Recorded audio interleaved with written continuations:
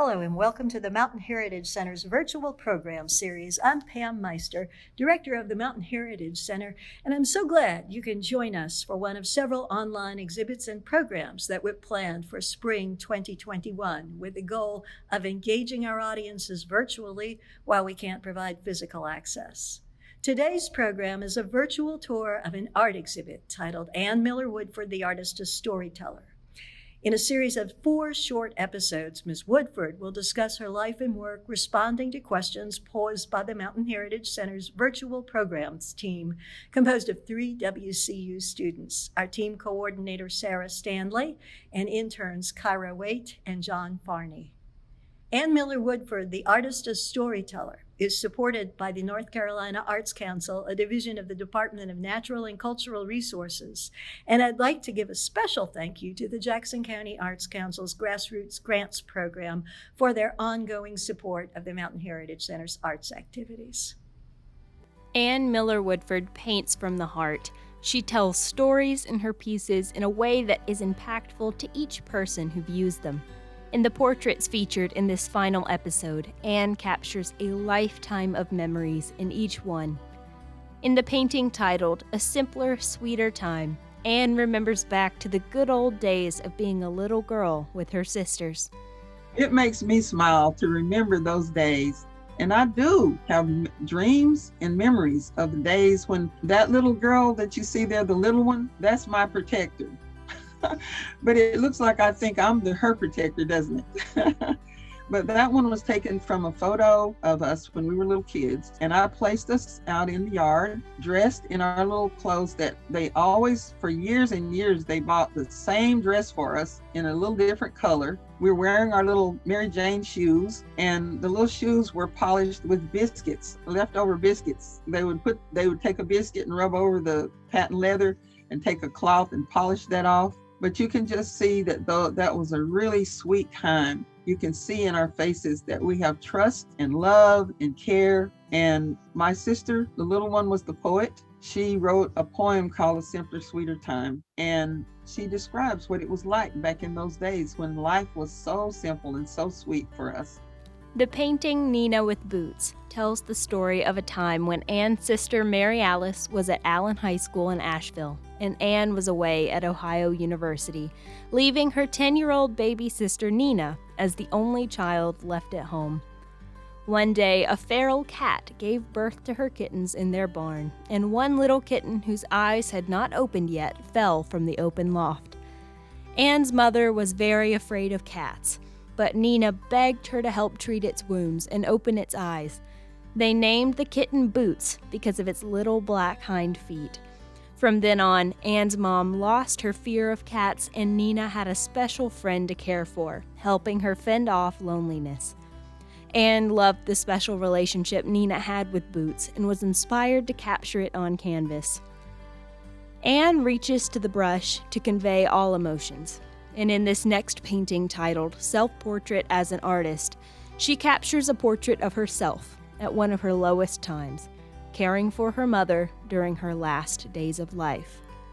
There's a self-portrait in my mind of me in many different times in my life. That one is when I was going to Western Carolina to get my Master of Arts degree. My mother was dying of cancer, and I had to get a painting done for class. And so I went out in the yard, I set up a mirror, and I painted in the yard, and that's the barn in the background. I was very sad, and at that time I wore an afro hairstyle, so that's that. I can feel the pain in it right now that my mother was not going to make it.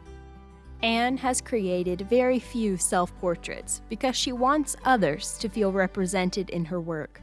The painting titled He is the first in her new series, Black on Black in Black, that showcases the beautiful variety within the color black. Representative of the beauty within the African American community, He moves viewers to see him in all his glory. He is representing the beautiful blackness that we have and we don't understand very often. So the billboards say, "See me," and that's for white people to notice and it's for black people to notice. Look at us. This person is looking straight in our eyes. We are not invisible. This is a man. He is man all the way. He is strong. He's powerful. He is ready to tell you what he really thinks. And this represents how we look at folks. This is a black on black series painting. This is the initial one. And it tells people, you need to look at us. We're not invisible. We're not colored. We're here. We are people who are ready to help continue to build this country. We are forgiving and loving. All the good things about us are here. This man, though, is going to make us look into ourselves, whether we're black or white. Women tend to feel they fall short of the beauty standards set by the media. This is especially true in the Black community, where women of color are severely underrepresented. The painting titled Lily features a beautiful Black woman that inspired Ann with her power and grace. My sister-in-law went to a church that I sat in, and I looked across the way and I saw this lady. And each Sunday that I would go, I said, oh, what a royal lady that is. Boy, she is so dignified. And I asked my sister-in-law, who is she? And she told me, and she said, I'll introduce you to her. So she did. And I told her that I thought she looked so royal. And she said, oh, honey, are you kidding me? I'm too fat, too black. I ain't got no hair. And I was like, are you kidding me? You're wonderful. So I asked her to come, and I took many photographs of her and painted this story of this dignified woman who didn't even know who she was. Beauty is often found in Ann's memories. Her painting, Thanks Dad, shows Ann's beloved adopted nephew with a new puppy, a reminder that every moment spent with family is a gift. The model for this is my little nephew, who was adopted. I never had any children, and my sister-in-law couldn't have children, and she wanted a child really bad. So they decided to go to the children's home to find someone that they would bring home. And when they brought this little baby home at 3 months old, that baby couldn't keep his eyes off me. So for his whole life, till he was killed by a drunk driver at 18 years old, he was very close to me. And when I left from there, when I'd call on the phone, he'd say, Aunt Ann, when are you coming home? And I can't help but get emotional when I think about that. This represents the fact that this little fella never knew his parents. And many children of color don't know their fathers. And it hurts my heart. But this little fella is so happy because his daddy has just given him a puppy. And look at the joy that he has in his eyes and in his smile, and how close he's holding that little puppy dog. That is representative of hoping that many men will look at this and say, I need to hear Thanks Dad from my son. In her painting titled Been a Hard Day, Ann depicts a worn-out hunting dog that needs a little loving and a good nap. Black men got respect from having dogs, cars, and guns. A dog like this would be a great hunting dog, and they would take it out, and beagles are well known for being great rabbit dogs, hunting and chasing down rabbits and whatever animals that they were hunting at the time. And so this fella right here, it reminds me of people. He has worked hard all day long, and all he wants to do is go and have a little bone, maybe a little milk bone, a little rest, someone to pat him on his head, make him their pet for just a few minutes before he takes his little nap.